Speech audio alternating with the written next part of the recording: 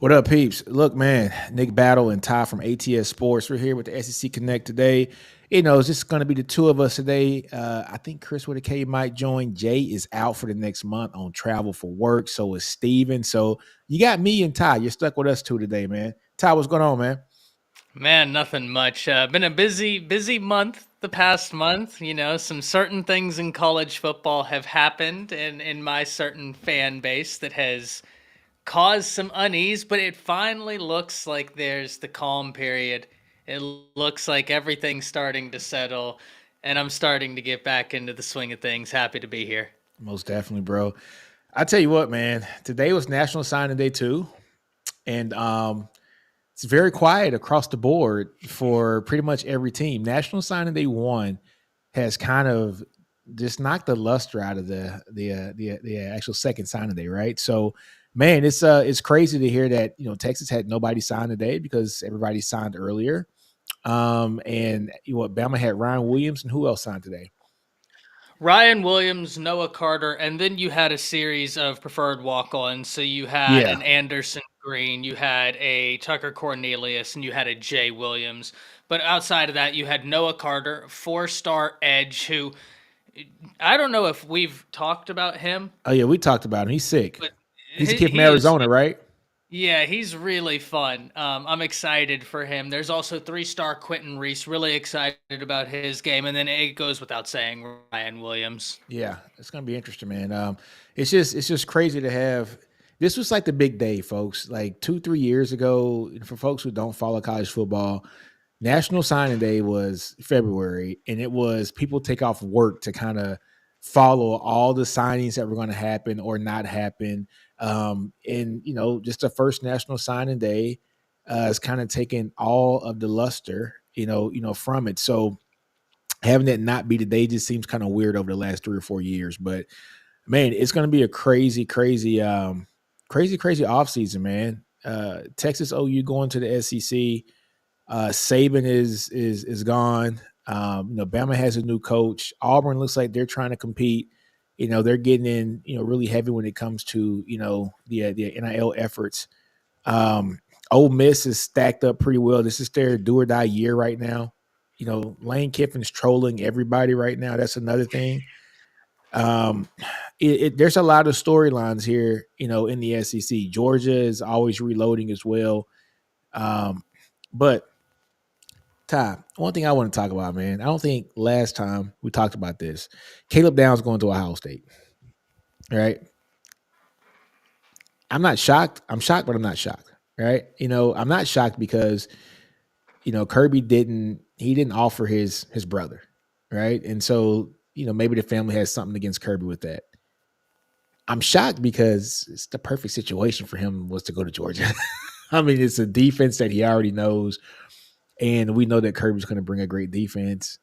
Mind you, Ohio State also has a great defense. They actually carried that team this year. So it's just is what it is. But I was expecting him to probably go to Georgia just for the continuity purposes. But is what it is, man. Is what it is. What are your thoughts on that one? Yeah, you had T-Rob go to Georgia, and I think a lot of Yeah, people assumed it was a foregone conclusion, right? Because that was one of the big things with T-Rob is like his relationship with Caleb Downs. But you're right, and I think a lot of people don't remember the Josh Downs situation where Georgia didn't offer. And I almost wonder, right, whether when he was transferring, if whenever it got to Georgia, he was almost like this is too close to home. Now, this is just from me, right? Like yeah, this is yeah. no, this is. I almost wonder if he looked at it and was like, I'm more comfortable transferring to Ohio State because people have to remember Ohio State was really high in his recruitment, anyways. Yeah, I they think were they the came in second team, second. right? Yeah. Yeah, so it is, I'm very happy he's out of the SEC, to be I very am too, honest, because right? Like, we playing week 7 or week 6. because So my like Caleb was sick as a true freshman. What he's going to be as a sophomore, just through natural growth. I mean, I'm this I'm is gonna be very crazy. happy he's not in the SEC. But whenever we look at Alabama, they lost a lot of players, no doubt about it. But I think when we talked about this last time, most of those losses actually came even pre-Saban retiring because Alabama was in a situation where I think 2 or 3 days before Saban retired, they were 12 or 13 over, right? Yeah. They're just now sitting at 80. Um, and you've lost some talented pieces, but most of the big losses have all come from one area, and it's the secondary. When you really look at it, right in between Kite, in between Amos, in between Caleb Downs, Des Ricks, that hurts. Yeah. Now it really helps that, as I've dubbed it, Saban's parting gift to Alabama is 3 5-star defensive backs in the class of 2024 that have all talked about how they're locked in. Not many teams get to look at a situation where they're like, hey, we have some questions at depth, but what do we have to answer those questions at depth? 3 brand new 5-star corners along with, a bunch of other blue chip.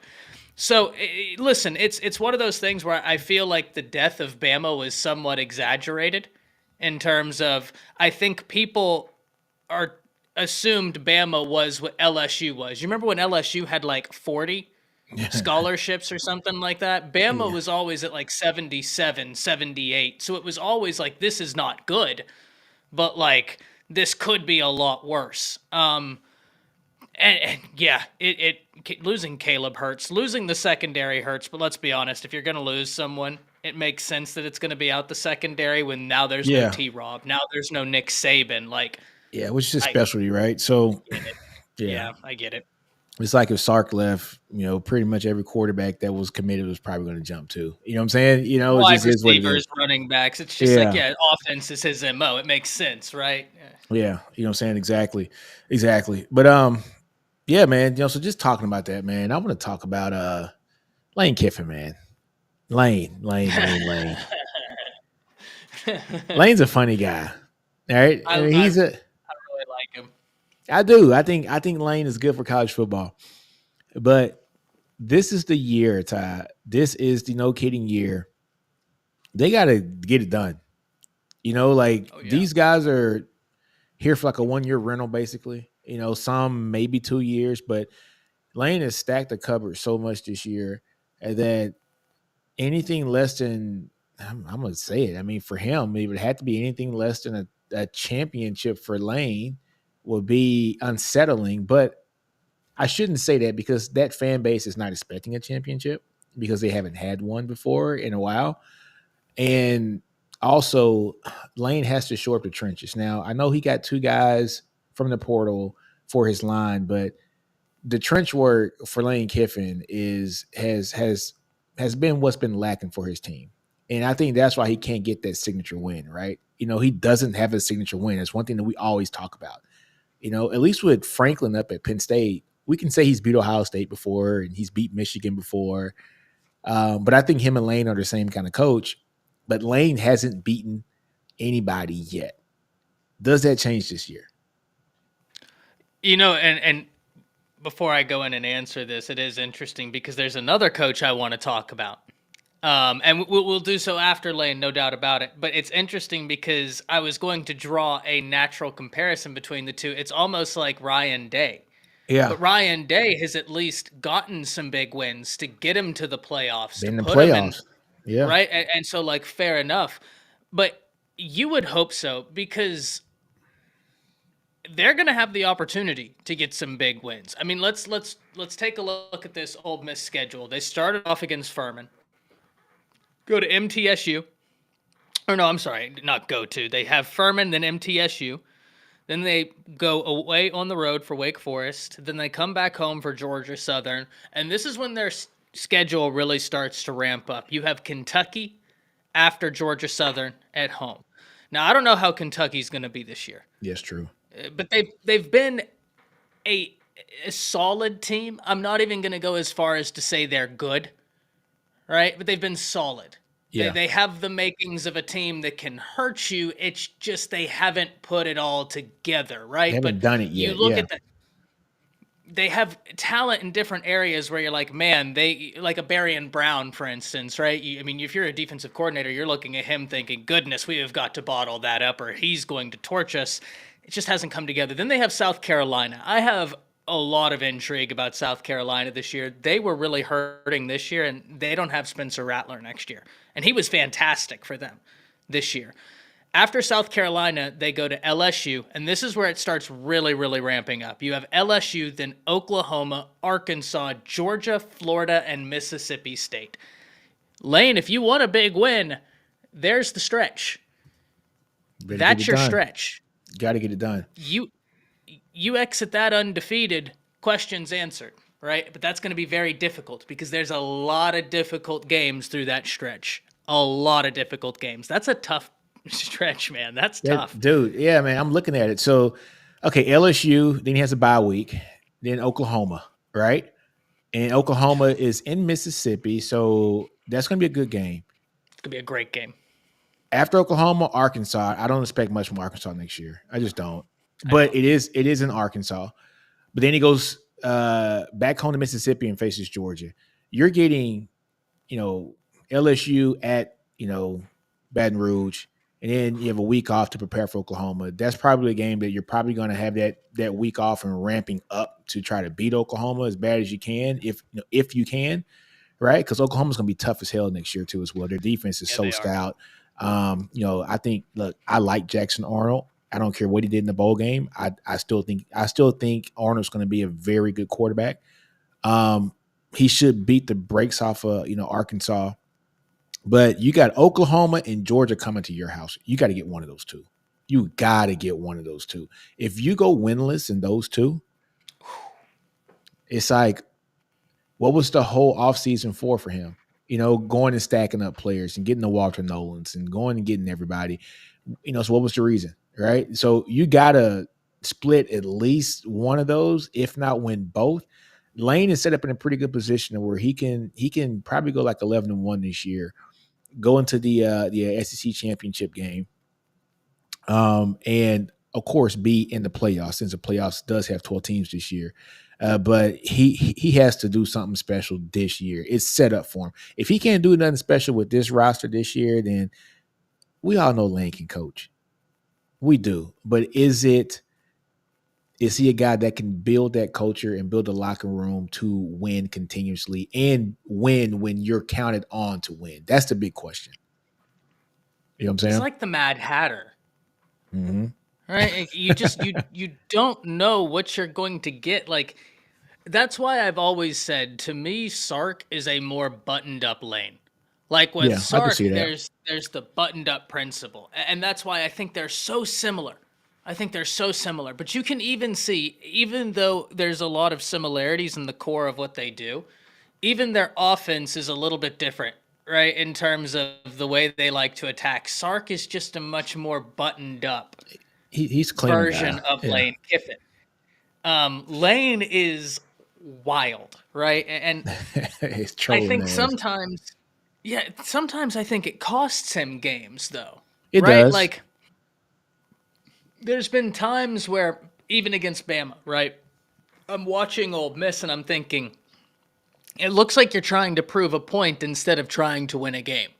And you're not doing either, right? Like you're getting your butt kicked, but you're not effectively proving a point. You're not effectively winning the game. I don't know what we're doing here. This is the year. He's got to. But here's the thing, man. What pressure does he really have on him at Ole Miss? He doesn't. But I think that's why he loves it there, because he doesn't have any pressure. He's if he wins 10 games a year there for the rest of his career, he's set. He's set, right? If he wins 9 or 10 games a year, like he is totally set. Lane kind of reminds me, and this is going to be a bad comparison, but just kind of walk with me on this one. Dan Lanning is so aggressive, right? And he does stuff that you're like, are you trying to win the game or are you trying to just be you? Dan Campbell also in the NFL. There's opportunities where those guys could have won some games this year and not lost games, but they were so aggressive. I look at the playoff game with Campbell, right? Campbell could have easily been going for a game-winning touchdown if he just takes 2 field goals early in the game. I look at Dan Lanning last year against Washington, not going for field goals and trying to go for touchdowns on 4th and 2s and 4th and 3s, and it cost him the game. And I think him being that aggressive also, it didn't cost him the game in the championship game, but I don't think he might not have been in that position to play against Washington if he would have took care of business the first week, right? So Lane is a more loose version of Campbell and a more loose version of Lanning, if you can say that, because those guys are pretty loose, right? Those guys are really loose. But they even seem more polished than Lane, and they're younger. They're younger in their coaching stretch than Lane is, which is weird. Especially Lanning, because Lanning is so young as a head coach right now. I don't mind his aggression. Like, Yeah, I yeah, actually like Lanning being like, hey, yeah, I'm learning how to CEO, but I'm going to live by the sword. I'm going to die by the sword, right? Until yeah, I kind of learn when to throw the haymaker, I'm going out on my shield. I'm going out believing in my guys. I do have a level of love for that. I'm not going to lie to no, I you, right? like it. I like it. I do like it. But with Lane, it's like, Lane, you've been through this enough where you have to know when you can't throw the fastball anymore. Yeah, you might be able to pitch it 100 miles an hour, but if they know what's coming and they've got you dialed in, switch it up. Yeah, yeah, You've been in the game long enough, man. And he just, that's why I said sometimes I don't know if he's trying to prove a point or if he's trying to win a game. But either way, he's really entertaining, and the SEC's a lot better off that he's in it than if he wasn't. I'd exactly. love him in the SEC. But the weird thing about Lane Kiffin is he has been mentored by two of the greatest college football coaches of all time, and Nick Saban and Pete Carroll, right? And so it's like, even as fun and outgoing as Pete Carroll was, he LA needed that kind of person to be the head coach of USC. A guy that was very welcoming and had Snoop come to the games and Ice Cube, right? And had, Will Ferrell come to the games and everything. You had everybody on the sidelines. They needed that, right? Because that is the big lights, bright lights, big city dreams, all that, right? And Nick Saban is your more button-up guy who comes down to Alabama, is very conservative, and you don't want all that in the sidelines, yada yada. So Lane has seen the best of both worlds, and so you would think he would be able to kind of mold some of the things that he's learned from Saban, and also some of the stuff that he's learned from Pete Carroll. But hey, it is what it is. I actually kind of like it because he's just being himself. All right, so he's being I himself whether he wins or not, but it's just you want to see Lane do really well. I want to see him get that signature win. I want to see what he's going to do. I want to see what antics he's going to pull if he beats Alabama next year or beats a They don't play Georgia Bama next year. next Oh year, yeah, but if yeah, they beat yeah. Georgia, Yeah, yeah. Like I want to see what Lane's going to do. Like that's must see TV, right? He's going to overshadow the win. Like I want to see what he'll do if they do beat Georgia. But yeah, that's the thing about Lane, man. He's been in here for a while. He's been, mentored by two of the greatest of all time. And it's like he just can't get right. But I still love it though. I still love it. did you read the little article that ESPN had about Saban? Whenever he would call Lane Kiffin, he'd call him PJ Funny Bunny. The Nah. I didn't see that spoiled. one. So apparently, there's this children's book, and there's this character in the children's book called PJ Funny Bunny. And PJ Funny Bunny apparently is a spoiled rabbit who goes around causing chaos everywhere he goes. And so Nick would get mad at Lane Kiffin because Lane would be doing something and Nick would yell at him. He'd go, "You're that damn bunny from the book. You're PJ Funny Bunny. You're spoiled and you go around causing chaos." And I thought about it and I was like, that's That's so Lane. accurate. He's the spoiled bunny who goes around causing chaos, and I love it. I So, do. so Mars Jams has the perfect statement. Lane reminds me of Mike Gundy. And I totally see that. I totally I, see I, that. I get He, it. he's a more buttoned up Mike Gundy. Well, he's like, it's crazy because they're very different, but at the same They're time, so I similar. very much well understand the Yeah. comparison, right? Yeah, Like man, that is I funny. understand. Well, and then also you have to look. They're in jobs where it's not the sexiest of job. They got to try to make that job look fun. They got to attract players to come there. Mike Gundy has done a hell of a job. People, 5 years ago, people could easily say that Mike Gundy might have been the best overall coach in that conference because he doesn't get the 4 and the 5-star guys. He's getting 3-star guys, and he's They you recruit know terribly. yeah, but he was kicking ass with 3-star guys and 2-star guys and an occasional 4-star guy. I don't think he's ever gotten a 5-star guy, up there, but you know, he has continuously gotten talent that's not on par with the teams in his conference in Oklahoma, in Texas, and has always been competitive. Always, even winning, what, one or two Big 12 championships since he's been there, or going to one or two. I think he won one, and I think he's been in like two or three. But that says a lot for Okie State. Lane Kiffin's in the same situation. He's at Ole Miss. Ole Miss is not expected to do anything. They are the flagship school of their state, but they're not the flagship school of their conference. They're not Alabama. They're not LSU. They're not Auburn. They're not Georgia. They're not Florida. You know what I'm saying? So They're not Florida. yeah, so he has to do what he has to do to make that job look sexy. Right. And so look, I get it. That was a really good comparison, Mars Jam, with Mike Gundy. Let me see. Hicks says it's the analytics that got coaches thinking it's good to go on fourth down instead of taking the points. I totally agree with this. I do. I don't understand why coaches don't take the points. Sometimes you just don't chase points. Don't chase them until you need them. Right? Like that's my biggest thing, because it comes back and bites you in the ass. Like the Lions could have, they could have easily won that game 2 weeks ago if they would have just kicked 2 field goals, and then at that moment they would have been going for the game-winning touchdown instead of the game-tying touchdown. Right? And so, is what it is, man. Is what it is. So I'm totally with that. Let's see, Paxton. What's up, Paxton? I think, let me see. Jeff CCR says Lane is trying to run Ole Miss like an NFL team without the guys having an agent, which gives Lane too much control. Not true. Those guys do have agents now. Those guys are represented, by agents now, not NFL agents per se, but those NFL agents are representing them for the NIL deals. And so, yeah, so they do have agents for the other side of the house, which 9 times out of 10 bleeds over into the college football area, but not on Which then paper. it does create an interesting conversation, right? Like it's a conversation that we've had about, well, and in fairness, it's a little bit different than the conversation about Colorado, because in terms of Colorado, that's building from scratch, right? Going from one win to something. Like that's 100% building from scratch. So I understand the use of the transfer portal there for more immediate results. But some team like an Ole Miss taking as heavy of a load in the transfer portal as they did, because they have 17 in the transfer portal, man. 17. For real? They had that many? Yeah. Colorado had that many? 17? No, No, not Colorado. Ole Ole Miss. Miss. Yeah, because Ole Colorado Miss. had like 30. I mean, they had like 28. So yeah, they were crazy.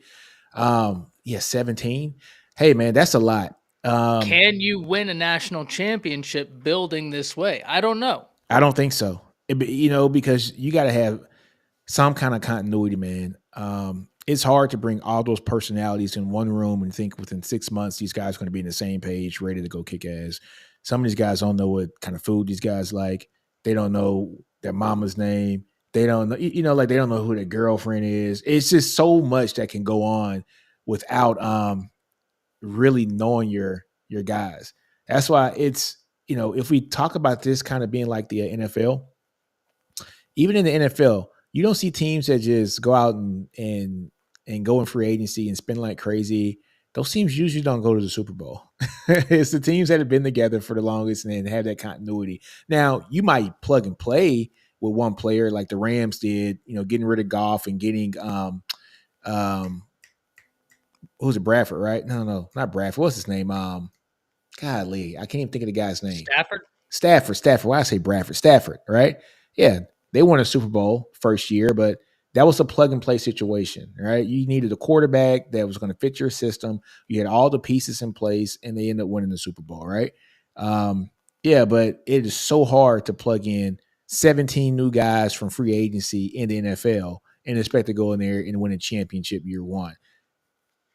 Maybe a little bit easier in college football because you can out talent people for the most part. Like let's be honest, Vanderbilt's never going to compete with Ole Miss, like from a talent level. Kentucky probably won't either.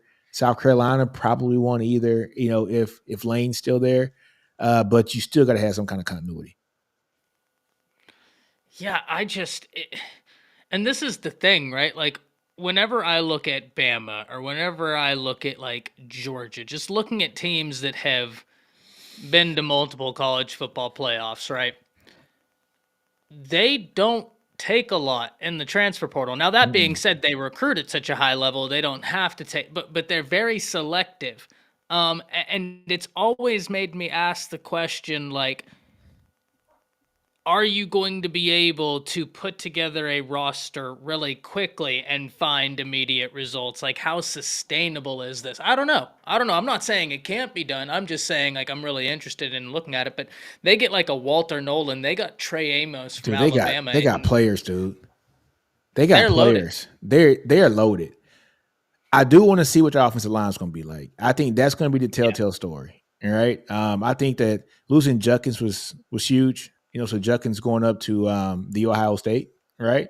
That's going to be huge for them too as well. But who's the quarterback this year? Is it still Jackson Dart? Yeah, I think so. I Yeah. mean, look, they got what 8 quarterbacks up there now. I mean, like Lane just Last time I checked, it's ridiculous. yeah, Lane just hoards, like guys. But um, yeah, should be interesting. Jackson Dart is a good player though. You can win with Jackson Dart. Uh, I'm not even worried about Junkins because they had like I think like a good stable last year too as well. That's it's gonna hurt them not having him there. But they got to fix that offensive line first. So I want to see what that line's gonna look like. But look, I'm excited for Lane, man. I'm here for it. We got what 6 more months now until college football hits back up. Uh, but the only crazy thing about this, man, is these guys got to stay healthy too, man. They got to stay healthy throughout the spring and just through the summer too as well. Fall camp is always one injury away from a team not being able to compete. I look at Texas 2 years ago. We go out and get Nair, and he's our wide receiver too, and we have him and X Man, and him and Worthy. And when he got hurt, it threw everything apart. It threw everything apart, right? And so injuries play a huge part, man, especially when you're breaking in new players. And I think Texas at the time they just got Quinn, and Quinn was brand new, and he had his favorite toy in Worthy, but he also had his second favorite toy that was out, right? And so, I think continuity does matter, and we'll see what happens, man. We'll see what happens. Let me see. William03 says, "Don't don't remind me of how long they kick off, folks. Just put some questions in there, man. This is kind of a free talk today. There's nothing going on in football. Me and Ty were talking about that earlier. Like, what the hell are we going to talk about today? National Signing Day 2 is very boring today. Also, it's a free for all talk. This is the dead season of football. I can talk Texas stuff all day long, but you guys want to hear me talk about Texas stuff, and I And don't I want to hear did Ty two talk about hours Alabama. earlier. Yeah, I did 2 hours earlier on Bama football on YouTube Yeah. talking about Alabama this morning. That Oh, was cool. We had Noah Carter call in. oh, did Well, you? not to me, but like Coach Smook came on there and he called Coach Smook, and we had him on air talking. That was really cool. Hey, Getting man. to speak to, or I didn't get to speak to him, but getting to hear him talk about the signing and everything. Carter's going to be a bad dude, man. What's he going to play? What, end or tight end? Edge. Okay, They so edge. so Okay. Kyle was talking about how he had heard through the grapevine that Bama really kind of wants him up towards like 250 in terms of weight. Yeah. He's sitting at like 235 right now, 230. And I'm excited, man, but it's crazy. If y'all are bored tonight, just go on Huddle, look at Noah Carter's He's senior sick. film. It's it's ridiculously fun to watch the highlight tape. I've seen, and I was talking about this earlier. I'm not comparing him to these two players in any way, shape, or form. The only comparison I'm drawing when I say this is I haven't seen a guy who can play edge at the Power Five level have the depth of athleticism. He reminds me of, and ironically, they were teammates right here in Denton, and you might know where I'm going with JT this. Sanders. JT Sanders and Yeah. Drew Sanders. They were Yep. teammates at a time. And the reason why I say that, not comparing him to either, this kid is an edge, 6'4", 225 pounds. But aside from playing edge, his team also plays him at safety. He returns punts. He Mm-hmm. returns kickoffs. He plays tight end. He plays slot wide receiver. He plays He's an X wide athlete. He's just receiver. a hell of an athlete. I haven't seen someone do it at the level that he does in terms of that much being able to genuinely rush the edge at the Yeah, next level, at the SEC level, but also, I mean, you put him anywhere since Jatavian Sanders and Drew Sanders at Denton Ryan were just, and I was actually there for two of yeah, Jatavian Sanders' viral one-handed catches. One of and them, I he's was in the back of the end zone where it happened. And the other one, when he got it at the state game, I think we talked about this. You can yeah. actually see me in the back of the end zone in one of them on the camera. But yeah, it's really excited. Really excited about Noah Carter. That's right. No, I forgot hey, you watch man, dude, Noah Carter, man. Once you told me about him, I was like, all right, now who's this kid? So he was committed to Washington, and then when the coach comes down, he follows his coach down to Bama. Um, he was what, the top player in the state of Arizona, right?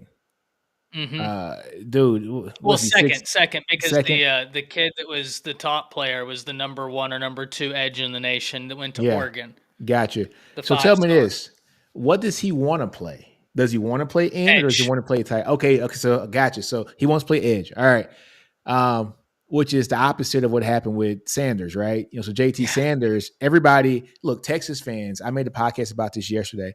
I was like, Texas fans were saying that JT Sanders was going to be the next great edge to come out of Texas because we needed one in the worst way. Like we needed an edge. We hadn't had a good edge since Joseph Asai, and Joseph Asai wasn't the most highly rated guy, but he was a mid 4-star guy.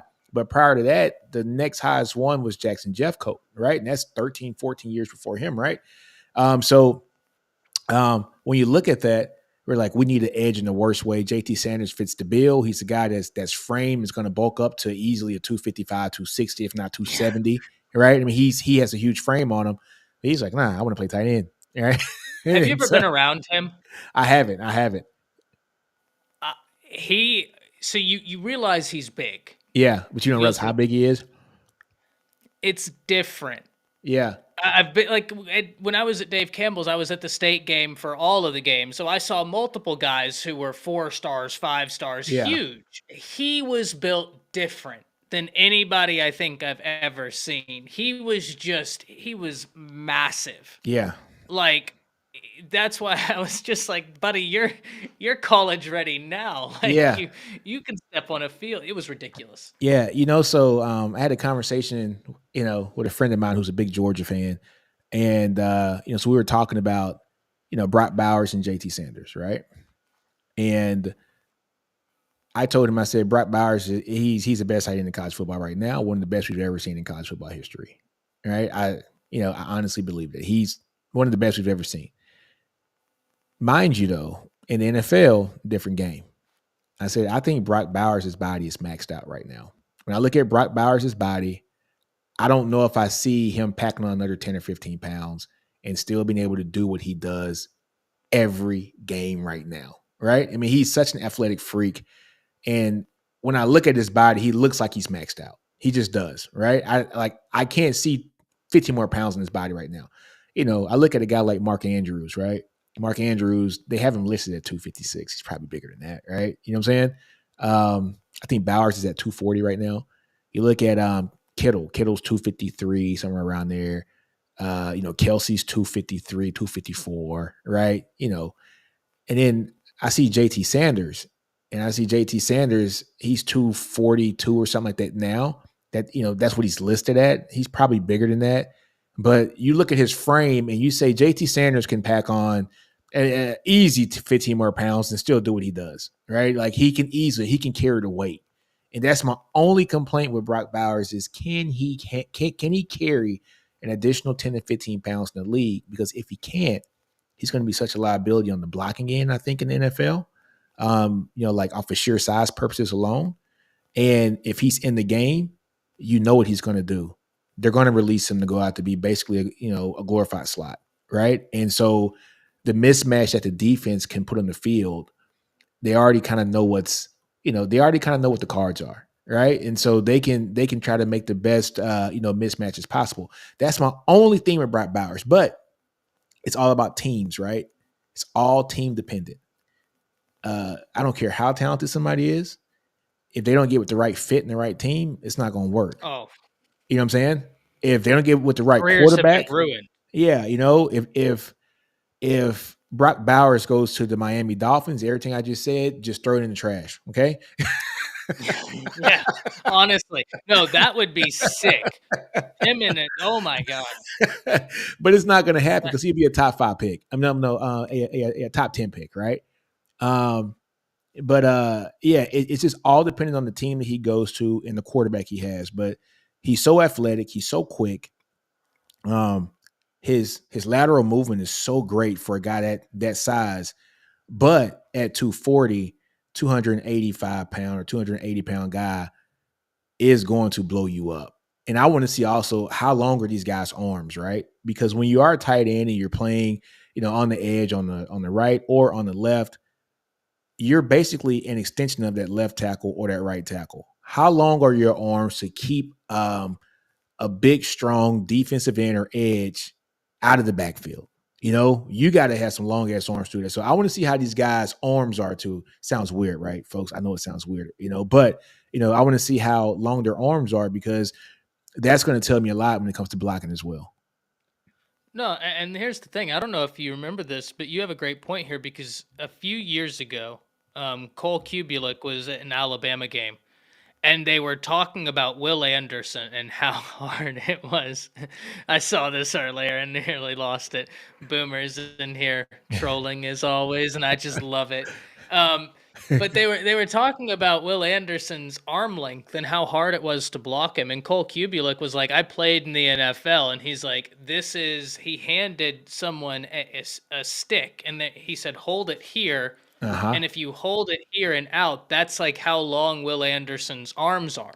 Yeah. And he was making the point. He's like, this kid's in college. I think it was Will Anderson's sophomore year. He's like, he's a sophomore in college, and I couldn't touch him if we were both standing across from each other. I played in the NFL. Yeah. He's like, he would be already driving me, and I wouldn't be able to get my To do hands on anything. him Nothing. to do Yeah. anything. And if that's, I'll put it like this: if you're light and you don't have long arms, and you have to go up against a guy like Will Anderson or any of these NFL Yeah. edges, Or they're looking Miles their chalk. Garrett. Miles Oh, Garrett good or God. yeah, a Micah Parsons or Bosa, either one of the Bosas, Watt. I mean, it's a different level up there, right? Your It's just a food. different level. And so that's my only thing with Brock Bowers. Now, in saying that, folks, I want to preface this with saying this, man. He is one of the best tight ends that we've ever seen play in college football. And he is going to be a top 10 pick in this year's draft because he's that damn good. Some guys are exceptions to the rule, right? They are. Who would have thought Kyler Murray at 5'9" would be the first pick of the draft, right? Let's keep it honest. That would never happen if he wasn't the exception to the rule. Kyler's a great player. I think his organization is not the best, but he was a great player in high school. He was great in college, and with the right fit, he can do good things. But it's all about fit. But Bowers, man. Matter of fact, let me check. Let me check the mock drafts right quick, man. Let me check the mock drafts. I haven't looked at them. I haven't looked at it in a while either. 2024 NFL mock draft. I want to see exactly where they got Bowers going because it's top 10. It's top 10. Let's see. I'm looking at Sports Illustrated. It's updated about 10 hours ago. And they got, of course, Caleb going as, first pick. Bears, which is going to be interesting. Washington Commanders getting Drake May. The Patriots getting Jaden Daniels. The Cardinals getting Marvin Harrison Jr. There's help for Kyler. And then look, the Chargers, Brock Bowers at pick number 5, which the Chargers do need offensive weapons. Quentin Johnston was their Especially first. if Harbaugh's. Yeah. Oh, man, dude. Harbaugh going to the Chargers, having Justin Herbert. He has a quarterback that, I mean, is no kidding like the shit. You know what I'm saying? He has like a no kidding good quarterback. Herbert's kind of like one of those quarterbacks, man. Golly, man. Harbaugh just fell into a great situation. But you got Harbaugh there. You got Mike Williams, Keenan Allen, and you throw Brock Bowers in this situation. What's their offensive line looking like? Because if their offensive line Yeah, is it's true. solid, and I mean, I don't know what the I don't think their offensive line's line that class. good. I don't think their line's that good. But is the offensive line class good enough to justify, like, right? You might Taking the have a Bowers. need. Yeah. You might have a need for offensive line, but if there's not a guy that it's just like, okay, I can't justify Yeah. addressing our need over Brock Overtaken. Bowers. Like, Yeah, he's yeah. just that much better. But I I think don't I know. think the tackle from Notre Dame, Joe Alt, is somebody. If I am Mm, the Chargers, I'm looking at somebody like that. You know, that's true. look, man, I have this theory, right? I was talking to my dad about this. You know, I'm a huge Cowboys fan, right? So when the Cowboys drafted Zeke, I was pissed. My dad was like, "What are you pissed for?" I'm like, "Man," I said, "Look, they just had, like Tunsil was sitting there. He was sliding down the draft boards because of the Derwin mask James. picture. Duran James, well, yeah, Duran James. But my theory about the first round is I need somebody who can potentially be a 10 to 12 year really good starter. Really good starter.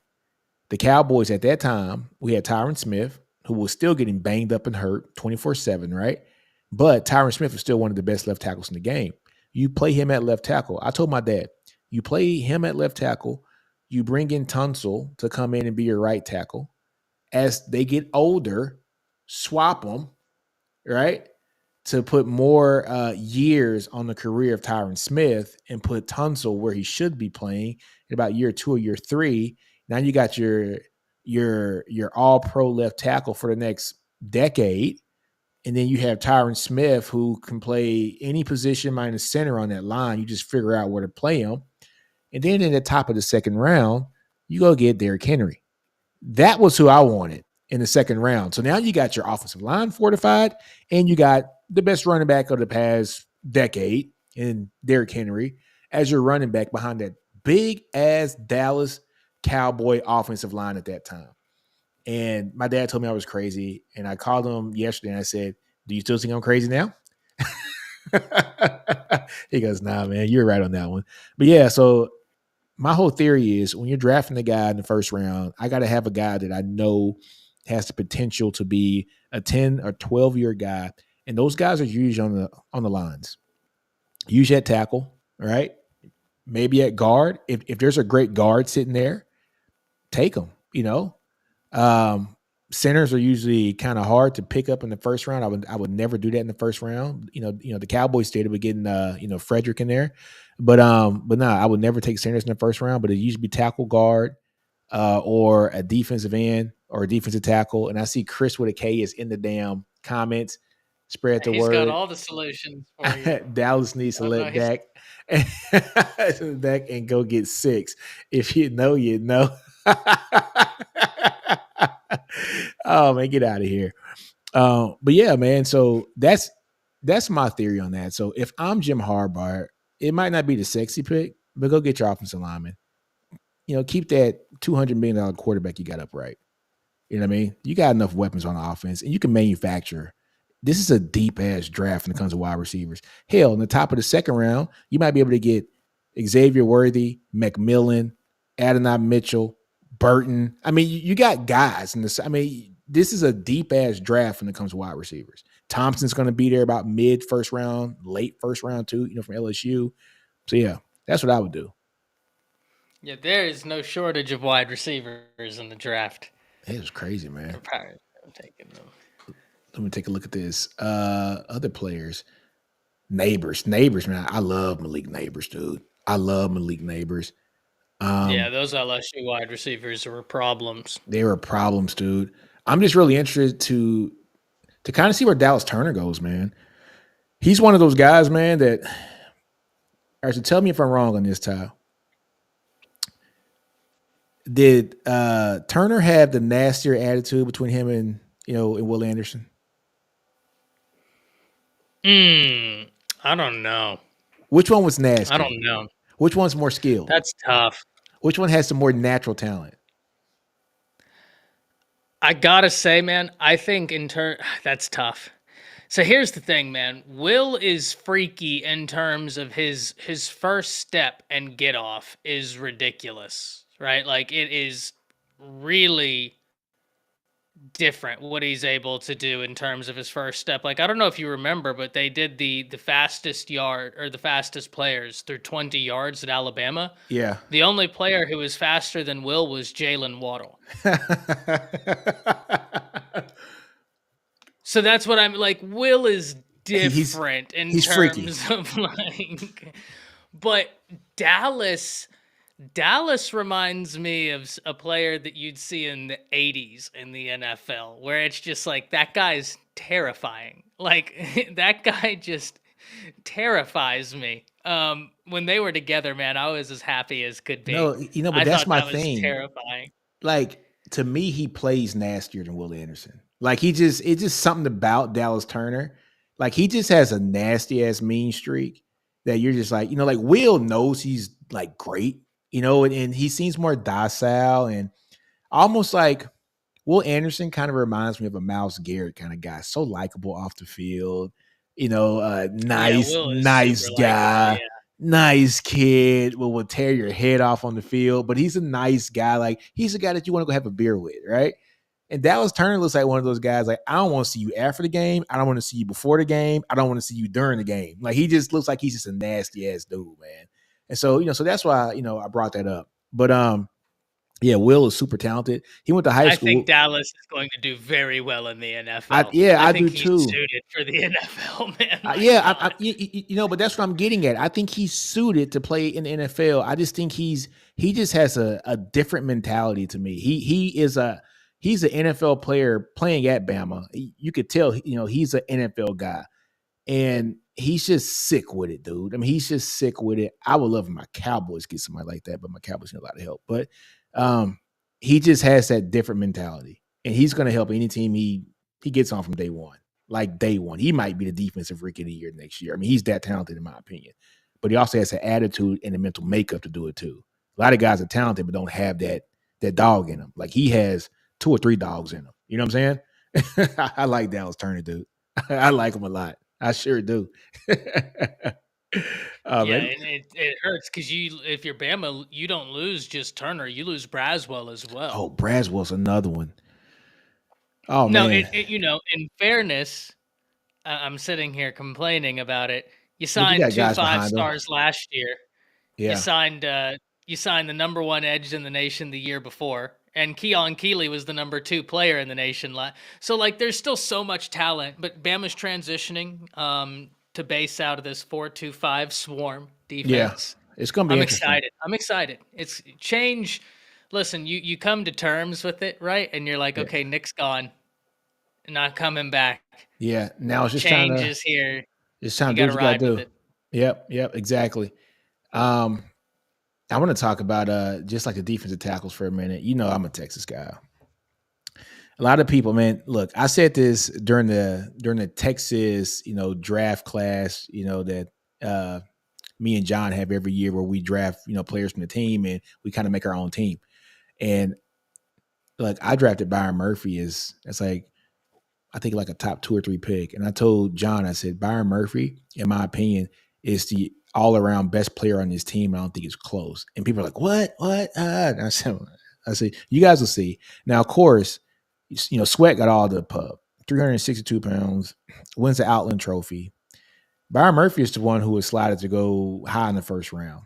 I've seen some mocks have him go like the 8th pick or so, but it looks like he's kind of selling like that 15 to 20 range. And he's supposed to be the first guy taken off the board, like from Texas. That like he's a guy that when I talk about Dallas Turner and Will Anderson, Dallas has just the skill, right? No, I'm sorry, Will has the skill. He's so talented. He's one of those guys, lovable, likable. You want to laugh with him. And Dallas seems like he's going to be a guy that's just going to kick ass on Sundays, right? And I think that's the same thing when I look at a guy like Byron Murphy. He looks like a guy that I don't want to mess with. You know what I mean? I don't want to talk to him before, after, or during the game. I just get on the bus and leave. Like, I don't want to make you mad, and Sweat's one of those guys that he's laughing, he's fun loving all the time. He's talented, great feet at 360 pounds. But the other dude is just a freaking dog. Murphy is a dog. So when I look at that, it kind of reminds me of the whole Dallas Turner situation where it's a guy that I think is going to do great on Sundays, that maybe got overshadowed because he was playing with a hell of a player right next to him, right? And even though it was his show this year, it was Dallas Turner's show, people still look, man. Will Anderson, this, and then Bama's team this year wasn't what people thought it was going to be, quote unquote, even though they did win the SEC, right? So, Bama fans, you had a pretty damn good team, folks. Let's call it what it is. You made the Well, playoffs. and I said the same thing Yeah. today. When you really look at it, Bama overachieved. And the reason why I say that, Bama allowed 48 sacks. Mm, That's more than Georgia, Washington, Oregon, and I believe Texas combined. yeah. You won the SEC and went to a playoff game and took Michigan to overtime when you allowed 48 sacks on the year. You shouldn't, like, Yeah. traditional reason would say you're not getting to the playoffs, buddy, if you allow nearly 50 sacks. Like, you're going to have a bad time. It was a great season, all things considered. Yeah. Yeah. Hold on. So Chris asked a question. Does Murphy go before Sweat? Yes. I He's think going so. before Sweat. Yeah. He's going before Sweat. I mean, he's a guy that can hit the gaps a lot better than Sweat. Sweat's they're two different players. Sweat's gonna eat up space and clog space, be athletic, and get in the backfield really good. But Murphy is one of those guys that's going to apply a lot of pressure, hit gaps, and get sacks too with his. And he can stop the run too as well. And his leverage is great. I mean, his leverage is so good at what he's only 6', 6'1", but he's 310 pounds, 315 pounds, and he's fast as hell. And he's a thick dude, right? So, yeah, man, he'll be the first one taken out of those two, in my opinion. I think so. Yeah. I think so. Yeah, man. But it's gonna be interesting, man. Look, I'm ready for next year, man. I'm honestly I'm ready to see what Jalen Milroe is gonna be able to do, how much he's gonna improve this year.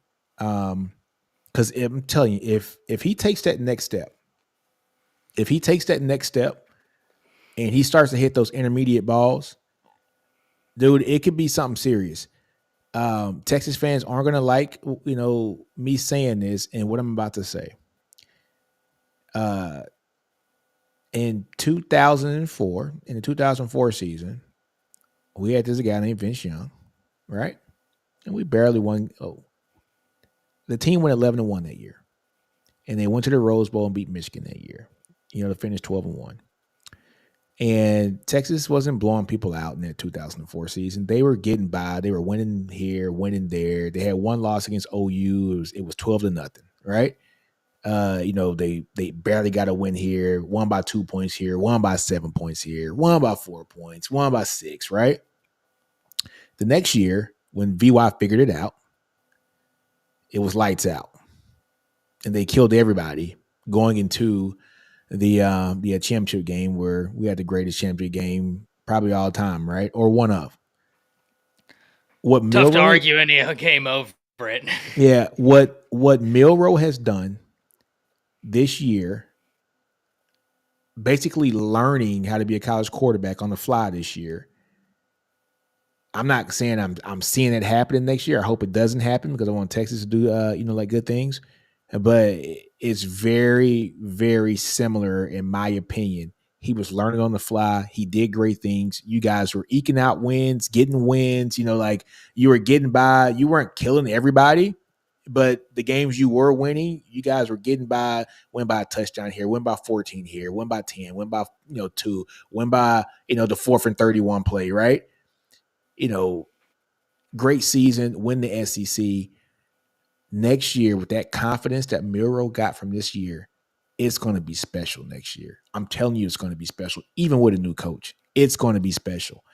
I was Well, telling I my also wife. think the new coach helps. Yeah, it does. It does because he's going to get the ball out quicker. He's a better offensive mind than Tommy Rees ever was. He's gonna call better offenses to fit the talents that Milroe has. We saw what he did with a guy like Penix. And of course he had 2 or 3 years with Penix, right? So it's a little bit different. But I think Milroe is a smart kid. He's gonna pick this up real quick, and it's gonna be dangerous. Bama's gonna be dangerous this year. I think Bama got the hire right, man. I like Kalen DeBoer. You know what I'm saying? He's a great coach. It's the right hire. It's hard to follow up Nick Saban, but if anybody can do it, I think he is going to be a great candidate. And then you have your quarterback in place. That's the hardest part, right? It's the quarterback, right? Usually when you have a brand new coaching staff that comes in, that quarterback, he leaves. right? But you got an offensive mind coming in. Like Jalen is in it until the end. I'm telling you, man, it's gonna be scary. It's gonna be scary, bro. I'm glad we ain't playing out this year. I'm Well, glad. yeah, and this year's gonna be fun, but man, I'm just.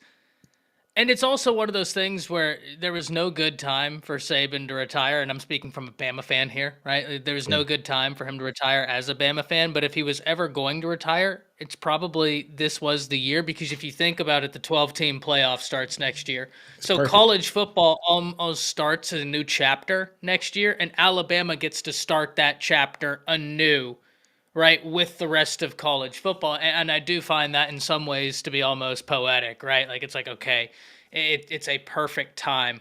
But DeBoer, I think it's as good of a hire as you were going to make. I mean, how many names out there were genuinely just Kirby's not leaving Georgia. Hell That's no, his alma mater, he's right? not And like he's leaving. got a good thing going.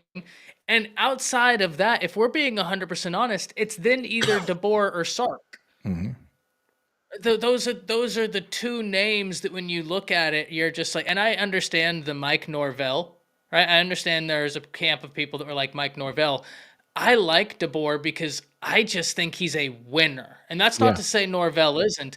But DeBoer took a team in Washington that was 4-8 and had an offense outside the top 100. They went 11-2 the next year, had the number 13 offense in the nation, and then a year later went 12-1. yeah, The guy can win. He's super authentic. The offensive staff they've assembled at Alabama is superb. In between Shepard at wide receivers coach, and you listen to like Ryan Williams and his family talk about Shepard. They loved their interactions with him. Very excited about him. Scott Huff, offensive line coach, retaining Robert Gillespie was unbelievably big. Retaining he and Freddie Roach, yeah. Freddie Roach right? was Like huge. that was I don't even think Bama fans, Nino. Like I think that a lot of Bama fans don't even realize No, that was how big huge, that was. dude. I wanted him at Texas. I mean, I did.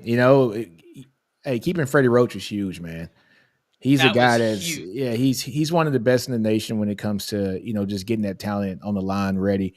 And yeah, that was huge for him. That was huge for him. And he's a great recruiter. Yeah, he's Right? Like that's the electric. other thing. He's a great recruiter. Yeah. So DeBoer, you might not be from the South, but retaining guys like he and Gillespie, the one thing I do like about DeBoer, man, is you hear he's authentic. Hmm. And I always said this on Kyle's show, and I said it on mine. I was like, listen, you might not have the proven track record recruiting in the SEC, but one thing about the South, because everybody says it's different, and it is. I live in the South. If you're authentic, If you real, they'll come. you got to build the relationships, but Yep. if you're authentic, it will happen, Yep. It'll come. right? It'll work. And that's what you hear about him. I'm excited. I think they got the hire right. Offensively, man, I'm telling you, this staff is Dude, great. And man. Ryan Williams, oh, I can't tell you Look how here, man. excited I am that I'm he telling resigned. y'all, I told my wife when they got Milroe, because people, Milroe was at Texas. He committed to Texas. Texas got Quinn Ewers, and he left and he decommitted and went to Bama. And I told my wife, she was like, "Who's this Milroe kid?" I said, "He's special." And I was like, "He's electric. He's special." I said, "But he's a guy that you got to give him some time. He's not going to be special year one. He's not going to be like Jalen, like Hurts. I mean, or Hurts came in year one and he had the stacked team around him. He did great things. So I said he's going to need some time because he has to refine a bunch of stuff. But I said, this kid's special, bro. I told her, I said, hey, this kid's special. He's special with his legs, and his legs are going to open up a lot of stuff for him in the passing game if the coordinator's right. He has the coordinator right now. He has the coordinator right now. And so it's going to be interesting, man. It's going to be special. Now it's just getting that offensive line Bama's right. and you hit the nail on the head. That's what it is. Now, if we're talking about the offensive line, they did get Parker Brailsford out the Yeah, transfer I portal. saw that one, He was graded as the top returning center in the nation for which is great. 2024. He was the number 2 center in the nation in 2023 from Washington. He's great. The problem is now you have to replace both tackles. Yeah, because Latham's gone. That Who else? sucks. Oh, and Lathan then and and Proctor Proctor hit the going to portal and went Iowa. back to Yeah, yeah, Iowa, and then he self snitched, yeah. and He now they did. He had did, and they had to report it. You saw that? They had to report it. Yeah, come on, man. He couldn't even remember not to snitch in himself. So he didn't remember calls. I was like, when he said that, I was just like, buddy, come on, man. It's like, dude, You you gotta can't know say better than that. that. That was funny, dude. That was he. No, I do think that he's going to end up being a great. As many issues as we had at left tackle this year, and it was one of those things where he'd have moments where he was phenomenal, and then he'd have moments where it looked like he was a true freshman, and he was. He's going to be a hell of a player for He is, Iowa. man. They He is. they got one. He's going to be a hell Offensive of a player. line's hard. Left tackle might be the hardest position to play in Whoa. football. And you're telling us a kid who never played big time football. I mean, let's be honest. I don't care if it's 5 or 6 ball in Iowa. It's not what they see in Iowa. Texas, Louisiana, Mississippi, Alabama, Georgia, and Florida. It's not what you see down there. Right? It's just not. And so this is a wake up call, man. It is a wake up call. And he passed the test. He did. He passed the test. Was he the best? No. But was he serviceable as an 18-year-old true freshman who was just in prom 6 months before school started? Yes, he passed the test. Right. And look, he's going to be good at Iowa. He will. If their offense can ever get on board, which I don't even want to talk about that damn dude, but it is what it is. They're not getting their offense on board. Snitching on himself is such an O-line thing to do.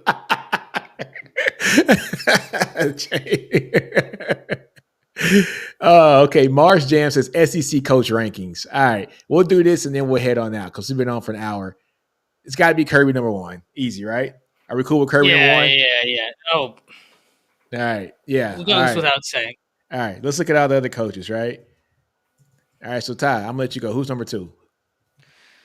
So I think that you're having a debate between two coaches, right? And that's Steve Sarkisian and that's Kalen DeBoer. And I know people are going to raise their eyebrows when No. Those guys have been in the playoffs. They both were in the playoffs. Yeah. They both were in the playoffs, right? So and I know that some people will say Brian Kelly, and I think that Brian Kelly is an acceptable answer as well. But I'm an Alabama guy, and I will say my bias will show here. I'm going to put DeBoer ever so slightly just because he just beat Sark. And I have no problems with that. Head-to-heads. And I have no problems with that. Just know, I think that the two answers that I think are completely reasonable outside of that, Steve Sarkisian, Brian Kelly. Yeah. And then, look, I have no problems with that.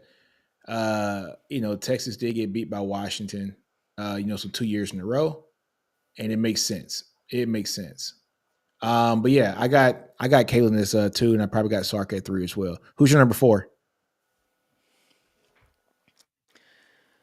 So I'm gonna go Brian Kelly at 4.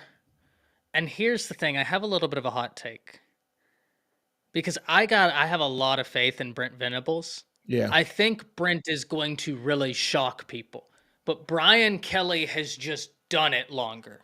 Right? Like he's been in the positions. LSU is a really good team, but I'm going to do Brian Kelly and then Brent Venables, but it is very close to me. And I know some people are going to look at Eli Drinkwitz. Eli Drinkwitz, I think, is a hell of a coach. But for Brent Venables this is going to be year 3 of him being a head coach and looking at what he had to navigate, I think it's been really impressive because he had to learn in a rough way, the way he had to save the roster and then go through the Big 12, now going into the SEC. I think he's handled it as well as you possibly could have. But I think Brian Kelly, I'm just going to have him ever so slightly edge him out for number 4, and then I'd have Brent Venables at number 5. That's interesting. I got Brian Kelly at 4. I got him at 4. BV at 5. That's interesting. I'm trying to think, like, who would I put above him? If I didn't have BV at 5. I don't think there's. I wouldn't put Billy. I wouldn't put him down there from Florida. I wouldn't do Beamer, not at all. No Kentucky, no Stoops, right? No Vanderbilt, of course. You have Uh, Lane, but like, I just don't know, man. I no, I think BV is more serious than I Lane. do too. I do too.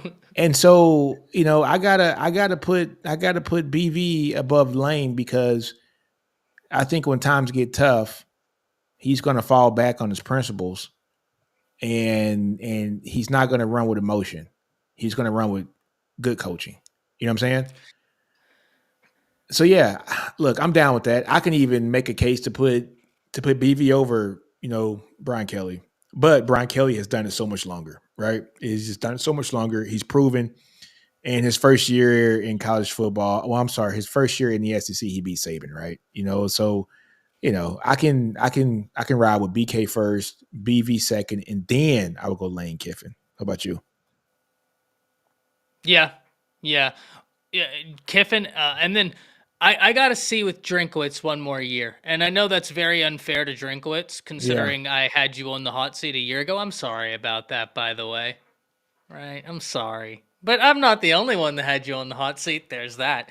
Uh, but he had a hell of a year. I just have to see if it continues. I'd probably have Lane, and then I would have Drinkwitz.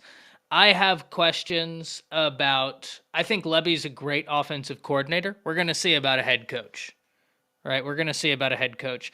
I look at Florida with Napier, and I think Florida made a real big mistake whenever they did their rebuild in year two, as opposed to trying and do it in year one. I think that is a major detriment. Then when I look, Beamer, I think he's a really good coach, but I don't know that I'd put him over Drinkwitz, right? So yeah, I think after Lane, I'd probably put Drinkwitz. Okay. Drinkwitz. Hmm. I might have to agree with you on that, man. Because look, I'm trying to go through the names right now. I'm just thinking like I like Drinkwitz. He had a good season this year too. I think Drinkwitz might. Had a great season. Yeah, he had a great season. I think he might be set up for more long term success than Lane is because I think he's building it right. What do you think about that? I don't think that's a hot take at all. I mean, the fact that I'm sitting here and even thinking about it, I think says a lot. If they go out there, if he goes out there and wins 9 or 10 games this year, we're going to Yeah, have to really consider where he sits on this because exactly. that's a successful season. I mean, Missouri is a team to watch, but I'd probably put Drinkwitz just under Lane right now. Yeah, And this is where it gets interesting. Whenever you get, I'd probably put Beamer after that. yeah. But what do you do in term? Well, you know who I think we've underrated at this point is Stoops. Oh man, Stoops. Like where would I put Stoops? I don't know that I could put him ahead of Drinkwitz right now, but I'd Hell probably no, put him no, no, right no, no, no. behind.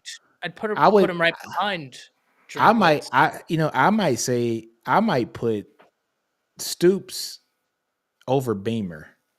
Ah, damn. Yeah, I agree. I agree. I No, could I put agree Stoops over 100% with Beamer. that. I could put Stoops over Beamer. I would go Beamer probably after that.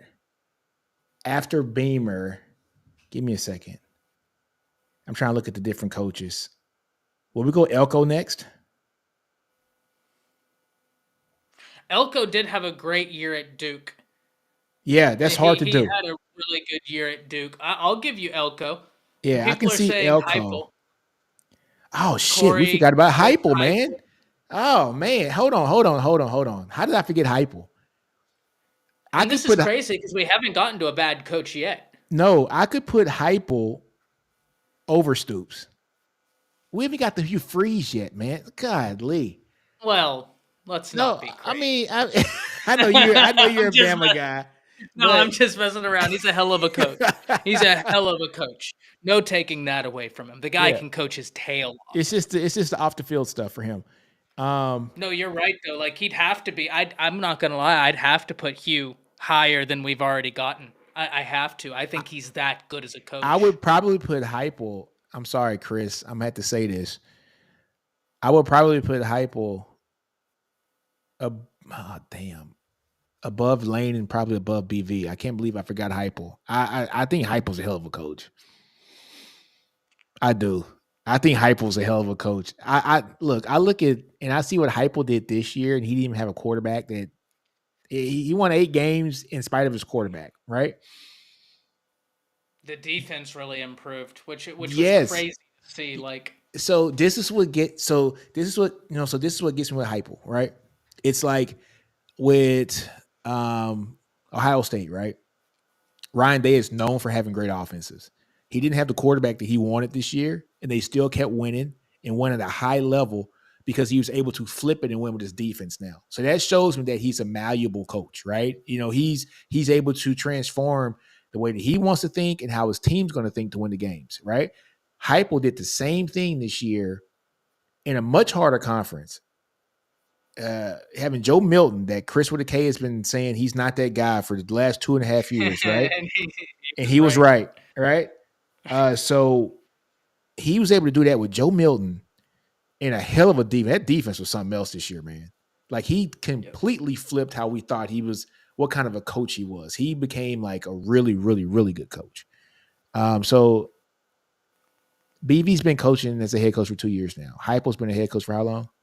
And he's won pretty much everywhere he's went. He was at UCF, they won, right? That's tough, man. That's a tough one for me. I don't know if I can put Heupel up. This is it. Hey man, this is a good one. Who put this down? But here's the Mars thing. Jams? Mars. This was a great one. But here's the thing, man. When I look, because you're right. You're right. Great growth. Yeah. Great growth by Heupel. Here's what I would counter argue if I was trying to make a case for Brent Venables. Yeah. The offense stayed as a top 15, top 25 offense by every metric, To my and the Heupels? defense improved. No, Oh, Oklahoma's. BV. Right, so because he's a defensive guy, their Yeah. offense remained good, and the defense has improved every year. And that was a terrible defense he inherited, just not good. Yeah. Right, and he's improved it every year. I have been really impressed with some of these second-year head coaches in like a BV and a Dan Lanning. The Yeah. tenacity in which they have coached with, it's like, oh my gosh, these schools made some great hires Yeah. with these guys because it looks like you're going to work. I just ask myself, if I was starting right now from scratch, who would I rather have? I think Oh, that's a good question. I'm That's going a to good question. keep mine, but I'm going to put Heupel behind Lane, Yeah. ahead of Drinkwitz, and then I'll put Drinkwitz right behind Heupel. But I'm going to keep BV Okay. where he is, and then Lane where he is, and then Heupel's going in behind Lane. Ooh, man. Okay, I could see that. I could see that. I could see that. All right, so this is okay. All right, so this is the next elephant in the room. Where does Hugh Freeze go in this, man? Oh God, I have no idea, man. This gets difficult. I think he's a better coach than Eli Drinkwitz. Yeah. I do. Oh And yeah. Oh yeah. He is. He is. Hugh's dangerous, guys. Like, Hugh is actually, there's a very few coaches that I look at and I think if you get a few pieces, you're actually dangerous. Like, He's to he's everybody. he is one He's one of quarterback them. away. He's one quarterback away. Seriously. From being a thorn in the side of every name on Yeah. this list. Uh-huh. That's tough. You know what? Okay, I'll say this about Hugh Freeze. Hugh Freeze he's in the wait and see mode right now. All right. And I'm gonna say that because we've seen what he's been able to do in the SEC. We've seen him win in the SEC. He was at the club, my God, losing that pocket. All right. We've seen what he can do when he was at Ole Miss, right? And he's won at Liberty. He's won everywhere he's went, right? People are I think, are hung up on the character stuff, which they should be. I get it. But he's in the wait and see mode now because he hasn't done great things yet at Auburn. He's been there 2 years now, right? To 2 years? Oh, yeah, just one. Next year is going to be the year. That's why it's a wait and see mode. What he does next year is going to And they show had me. terrible quarterback play at Auburn. I know what we see next year. Who's the quarterback next year? They're not bringing Peyton Thorne back out, are they? He's still there, right? Yeah. Yeah. But they did get a kid in high school that I really like. He played in the All-American game. He was dropping dimes in the All-American game. But That being said, I don't think you it's ever a try true and freshman. Yeah. exactly. You beat me to the punch, right? You never Yeah. roll it all in on a true freshman unless Nah. they're like They got to the be guy. special. They got to be special. You know what I mean? Like If Caleb Florida was Williams telling coming me in. DJ Lagway, right? Yeah, I'd be like, yeah, okay, yeah, okay.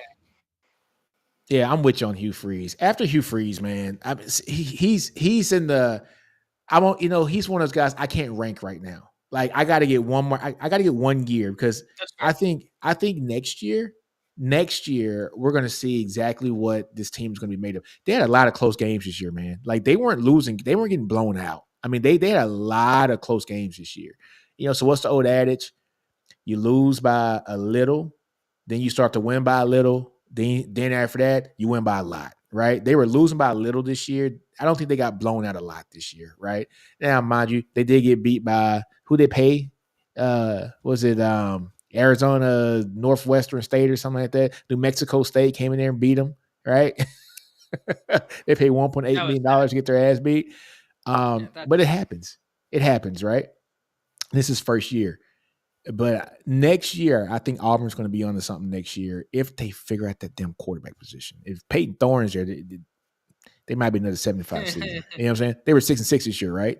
If Peyton Thorne's there, they're 75 next year. But Freeze can coach, man. He can coach, man. And I'm gonna go ahead and give you the list of coaches we haven't slotted in yet, and Yeah, you're yeah, gonna yeah. you're gonna be even madder because this is you. We still Pittman, have we still have Pittman, Beamer, Stoops, Levy, Clark. I can't read my own handwriting on this Elko, last one. It looks like chicken scratch. Elko. That I didn't write Elko, but I'm going to pretend that's what I wrote. Elko and Napier. Okay. All right. All right. Okay. I got the list right here too. I just jotted it down. All right. So we said Beamer, we said Elko, Napier, Pittman, and Clark, right? I'm I, sorry, Clark, but I'm gonna go yeah. ahead and be the guy to pull the trigger on this one. Clark, you're number six. You're number 16, man. Oh no, I'm no, no. sorry. Hey yo. We didn't say Levy either. Levy. We didn't say Levy. That was Levy. That was Levy. the one my handwriting failed me on. Levy, yeah. I'm still maintaining. I'm sorry about you, Clark. Yeah. Corey says Pittman last. No, no. I gotta put I don't Listen, I know that he did not have a good year, Corey, but I like Sam Pittman. So I do just too. because I like the guy, and I don't dislike Clark, but I'm sorry about you, buddy. You're Vanderbilt's terrible. They So are. by And extension, you're going. so look here. Okay, so so Vanderbilt's the last one. All right. I got them at 16. Okay. Underneath Vanderbilt at 15, I got Levy. Okay. Because he hasn't proven Yeah, he's just not a head unproven, coach, right? unproven. He's, after that, I got I hate to say it. Billy Napier, Sunbelt Billy. I think you could go Billy Napier. I also think that's where you could slot in Pittman. Pittman. So I got Pittman right above Napier. Okay. I don't mind but I think that there's a principled discussion to be Yeah. had between those two, however you place it. But Yeah. I do think that's the correct Yeah. And then I list.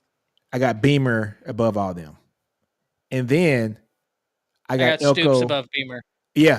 I got there you go. I got Beamer, Stoops, and then Elko. I think those are if I put it in that way, Clark, Levy, Napier, Pittman, Beamer, Stoops, Elko from 16 down. I like it. I can I live with think that. Yeah. look, I think Elko is going to surprise some people this year. He's got a really good transfer haul, man, and he got a great win today. in terms of everybody had a quiet national signing day, but A&M, hats off to them. You got a huge win Wide for a receiver. player. Yeah. Oh God, He's fast too, he's dude. gonna be He's electric. man. He's gonna be great. I Yeah, was surprised that great win. I was surprised that Terry Bussey was 10 toes down. I mean, he's 10 toes down for them, which is great. What position is he playing? Is he going to play offense or is he going to play defense? You know, I don't either. And But I have no idea. he's one of the most electric athletes you ever see on tape, folks. If you want to It's go a look great at some problem to highlights, have. yeah, man. If you want to go look at some crazy highlights from from a guy like Ty said, go look at Noah Carter first. That kid's a stupid athlete, just stupid, dumb, wicked athletic. And then look at Terry Bussey's tape. Terry Bussey's tape looks like a damn Madden tape, bro. It is stupid the way that he was doing things, man. Even in the state championship game, it was like a man amongst boys on that field, bro. So He's special. he's special. Look, A&M got a great one, not a good one. They got a great one. And listen to his interviews. I want you guys to, yeah, Corey, I got it. Yeah, man, it was 2A, but man, he's legit. I want you guys to go listen to his interviews. Terry Bussey is one of those guys that you put in front of the camera to represent your entire team, your entire, not your team, your entire school, your organization. He is one of those kids, man, that he's really good about himself. He speaks very well. He is just he's just the face of a team. And that's what you want. You want a kid to be the face of your team who's a 5-star. So he brings that 5-star talent and has that 5-star culture in his mind, right? But then also he has been prepped and groomed to be in this position, whether his mother and father have been putting him in front of mirrors and telling him, I mean, or either he's just that seasoned already. Good kid to listen to too, man. I like him. I like him a lot. You know what I'm saying? So he's going to be a great player. Yeah, I can't wait to see him, bro. He'll be a great player. I'm happy that A&M held him away from Georgia because I was like, God, that's the last thing I need is Georgia getting more stacked. Screw Georgia. All right, man. But look, man, it's been an hour and 20 minutes, bro. This is supposed to be a quick podcast, so we were just going to talk about nothing because we didn't have nothing to talk about today. And you guys come with these damn questions, and here we are. We're at an hour and 20 minutes. This always happens every week, Ty. Well, that's our problem. We'll get together to talk about nothing, and then we end up having an hour and 30-minute conversation. So that's nothing new. Exactly, man. All right, man. But hey, peeps, next week, same time, same bat channel, 7 o'clock, SEC Connect. See you. Deuces.